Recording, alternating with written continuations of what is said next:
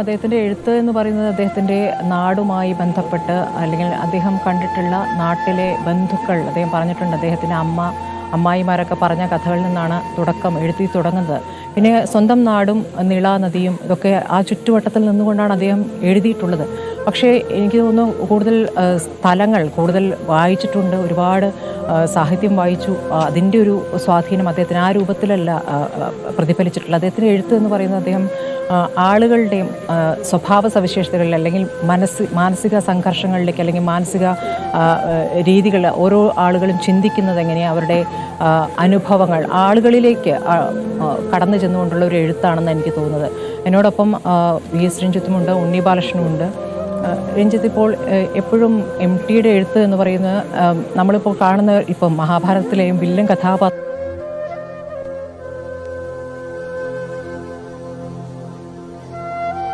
ശക്തനാണെന്ന് കാണിക്കുന്ന എഴുത്ത് അല്ലേ, നമ്മൾ കാണാത്ത തരത്തിൽ ഒരു കഥാപാത്രത്തെ സൃഷ്ടിക്കുക. നമ്മൾ വില്ലനായി കണ്ടിരിക്കുന്നപ്പോൾ ചതിയൻ ചന്തു എന്നത് പിന്നെ അങ്ങനെ ഒരു ചന്തു അല്ല പിന്നെ കാണിക്കുന്നത്. അപ്പോൾ എം.ടി അവരുടെ വേറൊരു തലം കണ്ടെത്തുകയാണ്. അല്ല എന്ന് തോന്നിക്കുന്ന തരത്തിൽ മനുഷ്യന് രണ്ടും കൂടി ഗ്രേ ഏരിയയുമുണ്ട് എന്ന രൂപത്തിൽ നമുക്ക് മനസ്സിലാക്കി തരുന്ന രൂപത്തിൽ എനിക്ക് തോന്നുന്നു സ്ഥലങ്ങളെക്കാളും മറ്റ് പ്രദേശങ്ങളെക്കാട്ടും മറ്റ് സംസ്കാരങ്ങളെക്കാട്ടും ഒക്കെ ആളുകളിലേക്ക്, ആളുകളുടെ മാനസിക രീതികൾ, ആളുകളുടെ ആലോചനകൾ, ചിന്തകൾ അതിലേക്കാണ് കടക്കുന്നത്. ഈ എം.ടി സ്വാഭാവികമായിട്ടും എം.ടി ഇപ്പം നേരത്തെ മാഡം സൂചിപ്പിച്ച പോലെ തന്നെ ഈ രണ്ടാം ഊഴത്തിലെ ഭീമനെ കണ്ടെടുക്കുന്നത്, ഇപ്പോൾ ഇത്തരത്തിലുള്ള എഴുത്തുകൾ, ഒരു പുനർവായനയുടെ എഴുത്തുകൾ പലതരത്തിലും ഇപ്പോൾ യയാതിയൊക്കെ ഉണ്ടായിട്ടുണ്ട്. ഈ യയാതിയെ പുനർവായിക്കുമ്പോൾ ഇവിടെ ഭീമൻ എന്ന് പറയുന്നൊരു കഥാപാത്രത്തെ എന്തുകൊണ്ട് അദ്ദേഹം സെലക്ട് ചെയ്തു?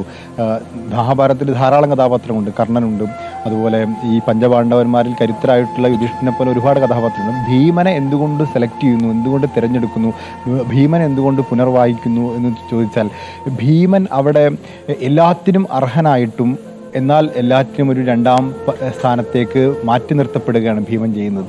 മഹാഭാരതത്തിൽ അവസാനം യുദ്ധസമയത്ത് ഘടോൽക്കജൻ മരിച്ചു വീഴുന്നുണ്ട്. ഈ ഘടോൽക്കജൻ ഒരു ഹിഡുംബിയുടെ മകനാണ്. അപ്പോൾ ഘടോൽക്കജൻ മരിച്ചു വീഴുമ്പോൾ അവിടെ ആരും ഘടോൽക്കജൻ്റെ മരണത്തെ ആഘോഷിക്കുകയോ അല്ലെങ്കിൽ മരണത്തെ ഒരു വലിയ വീരചരമമായി വാഴ്ത്തുകയോ ചെയ്യുന്നില്ല. നേരെ മറിച്ച് അഭിമന്യു മരിക്കുമ്പോൾ, അഭിമന്യു ചക്രവ്യൂഹത്തിൽ പെട്ടുപോകുമ്പോൾ അതിനെ പുകഴ്ത്താനും അതിനൊരു വീരപരിവേഷത്തിൽ ആരാധിക്കാനും ഒക്കെ ആളുകളുണ്ടായിരുന്നു. അതുപോലെ ഈ ഭീമൻ ഒരു കാട്ടാളനിലുണ്ടായതാണ് എന്ന് കുന്തി തുറന്നു പറയുന്നൊരു സന്ദർഭമുണ്ട്. അങ്ങനെ ഒട്ടനവധി സന്ദർഭങ്ങളിൽ ഈ പഞ്ചപാണ്ഡവന്മാർക്കിടയിൽ എന്തുകൊണ്ടും കരുത്തനായിരുന്നൊരു ഭീമൻ രണ്ടാം സ്ഥാനത്തേക്ക് മാറ്റി നിർത്തപ്പെടുന്നുണ്ട്. ദ്രോണരുടെ ഏറ്റവും പ്രിയപ്പെട്ട ശിഷ്യൻ അർജുനനായതുകൊണ്ട് മാത്രമാണ് ഭീമന് ഗദയെടുക്കേണ്ടി വരുന്നത്. ഭീമന് നന്നായിട്ട് അസ്ത്രം ചെയ്യാൻ അറിയാം, ആയുധം ഉപയോഗിക്കാൻ അറിയാം. പക്ഷേ ഭീമൻ ഗദയെടുക്കേണ്ടി വന്നതും പ്രിയപ്പെട്ടവനായിരുന്നില്ല എന്നുള്ളതുകൊണ്ടാണ്. അപ്പം അങ്ങനെ എല്ലാം കൊണ്ടും ഒരു രണ്ടാം സ്ഥാനത്തേക്ക് മാറ്റി നിർത്തപ്പെടുന്നൊരു ഭീമനെ മഹാഭാരതത്തിൻ്റെ ഒറ്റ വായനയിൽ നമുക്കൊരിക്കലും മനസ്സിലാക്കാൻ സാധിക്കില്ല. പക്ഷേ മഹാഭാരതത്തെ ആഴത്തിൽ വായിച്ച് അതിനെ മനസ്സിലാക്കി അതിൽ നിന്ന് ഭീമനെ കണ്ടെടുത്ത് അതിൽ രണ്ടാം ഊഴം പോലൊരു കഥ എഴുതുമ്പോൾ ഞാനൊക്കെ ആഗ്രഹിച്ചിരുന്നു ആ രണ്ടാം ഊഴത്തിലെ ഭീമനെ ഒന്ന് അഭ്രപാളിയിൽ കാണണമെന്ന്. ഇപ്പോൾ അല്പം മുമ്പ് ശ്രീകുമാർ മേനോൻ വന്നു, അദ്ദേഹത്തിനും അതിൽ വിഷമമുണ്ട്. വലിയൊരു ബിഗ് ബജറ്റ് ചിത്രമായി വന്നു, അത് പിന്നീട് വലിയ നിയമ വ്യവഹാര തർക്കങ്ങളിലേക്ക് പോയി. അത് സാധ്യതയില്ല എന്നുള്ളൊരു അവസ്ഥയിലേക്ക് എത്തിയെന്ന് തോന്നുന്നു. തിരക്കഥ ഇപ്പോഴും ഉണ്ട്. അദ്ദേഹത്തിൻ്റെ വിൽപത്രത്തിലോ മറ്റോ ആരെങ്കിലും ഏൽപ്പിച്ചിട്ടുണ്ടോ എന്നൊന്നും അറിയില്ല. പക്ഷെ അത് വന്നിരുന്നെങ്കിൽ വലിയൊരു മലയാളികൾക്കൊരു ഭാഗ്യമായി. തീർച്ചയായിട്ടും എം.ടിയുടെ എഴുത്ത് എം.ടിയോട് ചോദിച്ചിട്ടുണ്ട്, സാഹിത്യമാണോ അതോ സിനിമയാണോ തിരഞ്ഞെടുക്കുക, രണ്ടിലൊന്ന് തിരഞ്ഞെടുക്കേണ്ടി വന്നാൽ എന്തായിരിക്കും എന്ന്. സാഹിത്യം എന്നുള്ള കാര്യത്തിൽ അദ്ദേഹത്തിന് ഒരു തർക്കവുമില്ല. പിന്നെ എഴുത്ത് നോവലാണോ ചെറുകഥകളാണോ എന്ന് ചോദിക്കുമ്പോൾ രണ്ടും അദ്ദേഹത്തിന് പ്രിയപ്പെട്ടത് തന്നെയാണ്. പക്ഷേ ചെറുകഥകൾ എന്ന് പറയുന്നത് അങ്ങനെ ആറ്റിക്കുറുക്കി, അതായത് മനസ്സിൽ എഴുത്ത് എന്ന് പറഞ്ഞാൽ ആദ്യം മനസ്സിലാണ് എഴുതാറ്. ആ മനസ്സിലെ എഴുത്ത് ദിവസങ്ങളോളം നീണ്ടു നിൽക്കും.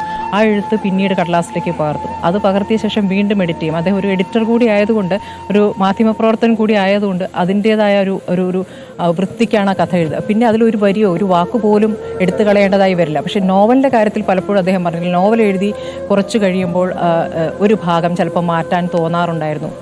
കുറേ കാലം കഴിയുമ്പോൾ ചിലപ്പോൾ അത് വേണ്ടിയിരുന്നില്ല എന്നൊരു തോന്നൽ. പക്ഷേ ചെറുകഥയുടെ കാര്യത്തിൽ അദ്ദേഹത്തിന് അങ്ങനെ തോന്നിയിട്ടില്ല. അത്രത്തോളം ഓരോ വാക്കും എടുത്ത് സൂക്ഷിച്ച് ഉപയോഗിച്ച് അതിലൊരു തരത്തിലും ഒരു മാറ്റം വരുത്തേണ്ടാത്ത അത്രയും കാച്ചിക്കുറുക്കിയ കഥകൾ എന്ന രൂപത്തിൽ തന്നെയാണ് അദ്ദേഹം ചെറുകഥകളെ, സ്വന്തം കഥകളെ അദ്ദേഹം കണ്ടിട്ടുള്ളതെന്നാണ്. ടി അറിയപ്പെടാൻ പോകുന്നത് അദ്ദേഹത്തിൻ്റെ ചെറുകഥകളുടെ പേരിലായിരിക്കുമെന്ന് ഞാനൊക്കെ കോളേജിൽ പഠിക്കുമ്പോൾ കൽപ്പറ്റ നാരായണ മാഷ് പറയായിരുന്നു. കാരണം അവിടെ ഒരു തർക്കം ഉണ്ടായിരുന്നു. ടി പത്മനാഭൻ്റെ എഴുത്തിൻ്റെ ഒരു ഫ്രെയിം വർക്കിനെ കുറിച്ചും ടിയുടെ ചെറുകഥകളെക്കുറിച്ചും ഇവർ തമ്മിൽ തന്നെ ഒരു തർക്കം ഉണ്ടായിരുന്നു. നമുക്ക് എല്ലാവർക്കും അറിയാവുന്നതാണ്. ആ തർക്കത്തിൻ്റെ സാഹിത്യ മേഖലയിൽ ഒരുപാട് ദീർഘകാലം ഉണ്ടായിരുന്ന ഒരു തർക്കമാണ്.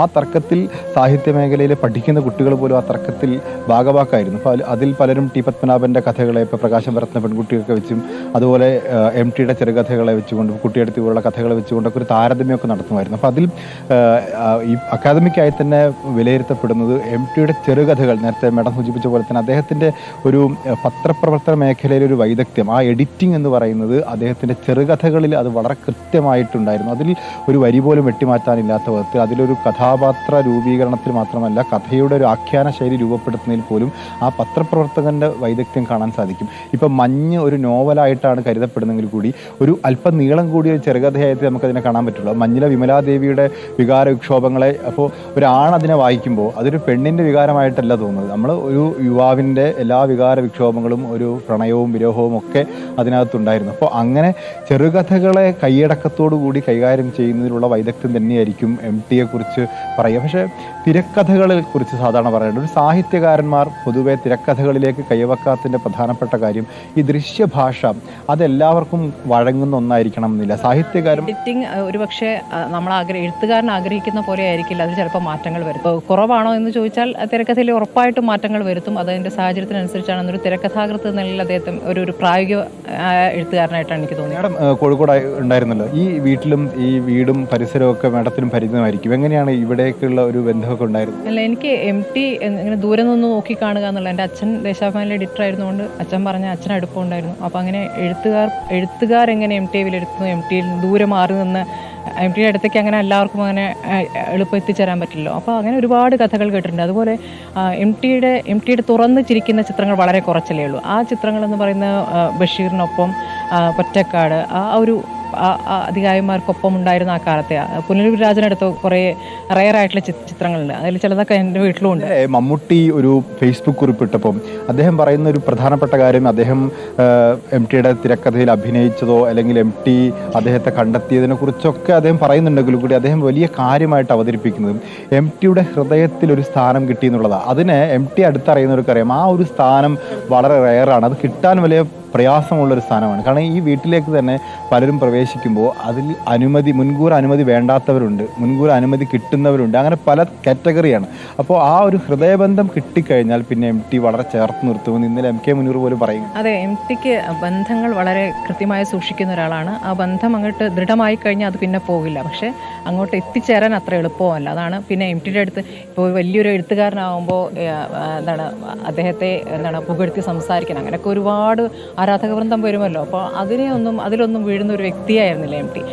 എനിക്കൊന്ന് ചെറുപ്പകാലമാണ് അദ്ദേഹത്തെ രൂപപ്പെടുത്തിയെന്ന് തോന്നുന്നു. അദ്ദേഹം പറഞ്ഞിട്ടുണ്ടല്ലോ അദ്ദേഹത്തിൻ്റെ ഏകാഗിയായ ജീവിതം, ഈ നാലുകെട്ടും തറവാടെന്നൊക്കെ പറഞ്ഞ ചിലരെങ്കിലും അദ്ദേഹത്തിൻ്റെ എഴുത്തിനെ വിമർശിക്കാറുണ്ട്. ഒരു നായർ തറവാടിന് അപ്പുറത്തേക്ക് അദ്ദേഹം പോകുന്നില്ല, അല്ലെങ്കിൽ പാലക്കാട് വള്ളുവനാടൻ ഭാഷ ആ രൂപത്തിലൊക്കെ പറയുന്നവരുണ്ട്. പക്ഷേ ഏത് മലയാളിയുടെയും വായന ഒരു ഘട്ടത്തിൽ ടിയിലൂടെ കടന്നുപോയേ പറ്റൂ, അല്ലേ? നമുക്കതിപ്പോൾ ഏത് കാലത്തിൽ കൂടെ കടന്നു പോകണം. ഇപ്പം നമുക്ക് ഈ പുതിയ തലമുറയെ പറയാൻ അറിയില്ല. ചിലപ്പോൾ വായനയിൽ താല്പര്യമുള്ളവർ എന്തായാലും അത് വായിക്കുമായിരിക്കും, മറ്റെഴുത്തുകാരെ പോലെയല്ല. അപ്പോൾ ടിയിലൂടെ കടന്നു പോകാത്ത ഒരു മലയാളി ഉണ്ടാകില്ല. അപ്പോൾ വായനയാണെങ്കിൽ അത്ര എന്താ പറയുക, ഭയങ്കര ബുദ്ധിമുട്ടുള്ള ഭാഷയോ അല്ലെങ്കിൽ അന്തരാർത്ഥങ്ങൾ തെരഞ്ഞു പോകേണ്ട സാഹചര്യമൊന്നുമില്ല. വളരെ ഭംഗിയുള്ള ഭാഷയിൽ ഏത് വായനക്കാരനും മനസ്സിലാകുന്ന രീതിയിൽ, അല്ലെങ്കിൽ ഓരോ കഥകളും ചിലപ്പോൾ ഇത് നമ്മളല്ലേ എന്ന് തോന്നിക്കുന്ന, അല്ലേ, നമ്മളിൽ എല്ലാവരെയും ഒന്ന് ഒരു പൂർണ്ണമായും അടയാളപ്പെടുത്തുന്ന ഒരു സിനിമ ഒരു രീതിയാണ് അദ്ദേഹത്തിൻ്റെ എഴുത്താണ്.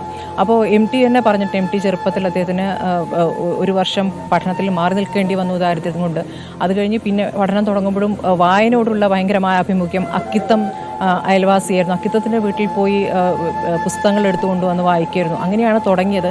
പിന്നീട് ഈ പ്രധാനപ്പെട്ട വലിയ എഴുത്തുകാരെയൊക്കെ വായിക്കുമെങ്കിലും എല്ലാവരും വായിച്ചു പോയി. കാരൂരായാലും ഒക്കെ വായിച്ചു പോയിട്ടും എലോപ്പള്ളിയൊക്കെ വായിച്ചു പോയിട്ടുണ്ടെങ്കിലും ആരെയും ഗുരുസ്ഥാനത്തൊന്നും അദ്ദേഹം വയ്ക്കുന്നില്ല. അദ്ദേഹം സ്വയം കണ്ടെത്തുകയാണ്, അദ്ദേഹത്തിൻ്റെ എഴുത്തിൻ്റെ രീതി കണ്ടെത്തുകയാണ്. അതൊക്കെ എല്ലാവരും വായിച്ചുകൊണ്ട് സ്വന്തമായ രീതി കണ്ടെത്തുന്നു എന്നുള്ളതാണ്. അപ്പോൾ ആദ്യമൊക്കെ ചെറിയ കഥകൾ എഴുതി വേറെ പേരിലാണ് അയച്ചുകൊണ്ടിരുന്നത്. മദ്രാസിലുള്ള ഒരു മാസികയിൽ, എന്താണ് ചിത്ര മാസികയുടെ പേര് ഞാൻ ഓർക്കുന്നില്ല, അവിടേക്കാണ് അയച്ചുകൊണ്ടിരുന്നത്. അപ്പോൾ അയച്ചതല്ലേ തന്നെ അവിടെ പ്രസിദ്ധീകരിക്കപ്പെട്ടിട്ടുണ്ട്. അത് കഴിഞ്ഞ് പി ഭാസ്കരൻ കവിതകളായിരുന്നു. പി ഭാസ്കരൻ മദ്രാസിൽ നിന്ന് തുടങ്ങിയൊരു വാസികയിൽ ഇതുപോലെ അദ്ദേഹം എഴുതി അയച്ചു. അതൊക്കെ തന്നെ പ്രസിദ്ധീകരിക്കപ്പെട്ടു. പിന്നെയാണ് കൗമുദിയിൽ എഴുതി തുടങ്ങിയത്.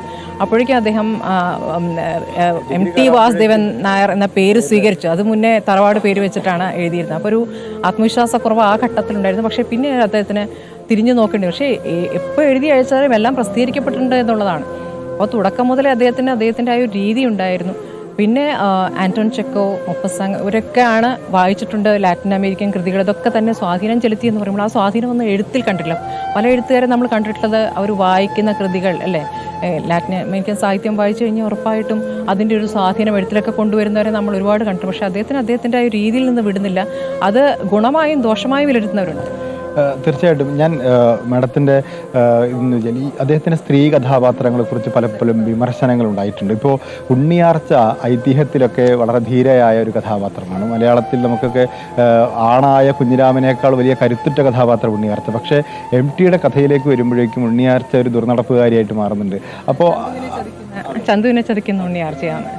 അതും മാത്രമല്ല MT ഏത് കഥയും നോവലും എടുത്തു കഴിഞ്ഞാലും ഈ ഫെമിനിസത്തിൻ്റെ അദ്ദേഹം വളരെ പുരോഗമനപരമായി ചിന്തിച്ചിരുന്ന ആളാണ്. പക്ഷേ ആ പുരോഗമനത്തിൻ്റെ ഒരു ഭാരം അല്ലെങ്കിൽ പൊളിറ്റിക്കൽ കറക്റ്റ്നെസ്സിൻ്റെ ഭാരം കൊണ്ട് സ്ത്രീകളെ ഒന്ന് മയപ്പെടുത്തി അവതരിപ്പിക്കാമെന്ന് അദ്ദേഹം ഒരിക്കലും കരുതിയിട്ടില്ല. ഇല്ല, അങ്ങനെയില്ല. പക്ഷെ എന്നാലും അദ്ദേഹത്തിൻ്റെ ശക്തമായ കഥാപാത്രങ്ങളുണ്ടല്ലോ. മഞ്ഞിലെ കഥാപാത്രമായാലും രണ്ടാമൂഴത്തിൽ ദ്രൗപദി ആയാലും പിന്നെ ഭീമൻ്റെ ഭാര്യ, ഇവരെയൊക്കെ വേറെ തന്നെ അവതരിപ്പിച്ചിട്ടുണ്ട്. അപ്പോൾ ഈ പറഞ്ഞ മാതിരി ഇപ്പോഴാണ് നമ്മൾ സാഹിത്യത്തിൽ അപ്പോൾ പെണ്ണെഴുത്ത് എന്ന രൂപത്തിലേക്കൊക്കെ വിലയിരുത്തുന്ന ഓരോ കാലത്തിൽ അതിൻ്റേതായ മാറ്റങ്ങളുണ്ടാകും. പക്ഷേ MTയുടെ രീതിയിൽ പക്ഷേ സ്ത്രീ കഥാപാത്രങ്ങളെ അങ്ങോട്ട് മോശമാക്കി ചിത്രീകരിക്കുന്നില്ല. കഥയ്ക്ക് അനുയോജ്യമായ രീതിയിൽ അതൊക്കെ മുന്നോട്ട് പോകുന്ന രീതിയിൽ ഞാനതിനെ കാണുന്നുണ്ട്.